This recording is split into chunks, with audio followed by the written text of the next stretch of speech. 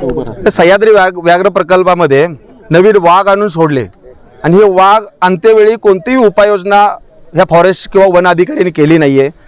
परिणामी इथल्या प्राण्यांना वाघाची सवय नव्हती, बाकीचे इतर प्राणी होते, गवा असेल, बिबट्या असेल किंवा डुक्कर, जे रानडुक्करातले जे जंगली प्राणी असेल, हे सगळेच्या सगळे गावामध्ये येऊन बसलेत आणि त्यामुळे प्रचंड गावामध्ये दहशतीचे वातावरण झालेलं आहे। गावामध्ये अनेक नागरिकांवरती हल्ले, एक काय दोन लहान मुलांना खाल्लं बिबट्यानी, अनेक गव्यांनी लोकांवरती हल्ले केलेत। लोक आज जीवन मरणाच्या दारात आहेत आणि शेती तर अजिबातच राखलेली नाही।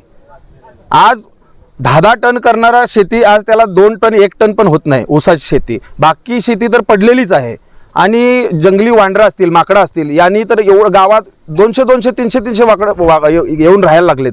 तर ही भयानक परिस्थितीला इथल्या शेतकऱ्यांची जीवन मरणाची परिस्थिती झालेली आहे। जगायचं कसं इथल्या शेतकऱ्यांनी? म्हणून आम्ही ह्या भागातील सर्व शेतकरी एकत्र घेऊन आज या व्याघ्र प्रकल्पामध्ये जंगल सत्याग्रह केलेला आहे आणि ही सुरुवात आहे। ताबडतोब वनमंत्र्यांनी, जिल्हाधिकारी असतील किंवा वन अधिकारी असतील, यांनी या गोष्टीचा गांभीर्याने विचार करावा।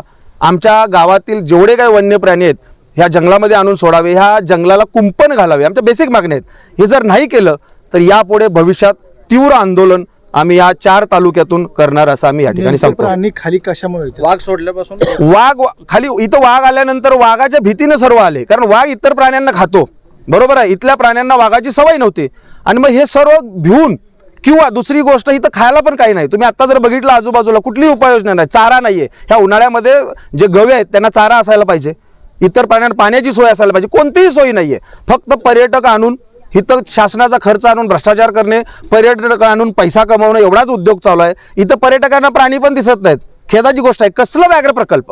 कुणाला वाघ दिसलाय दाखवा।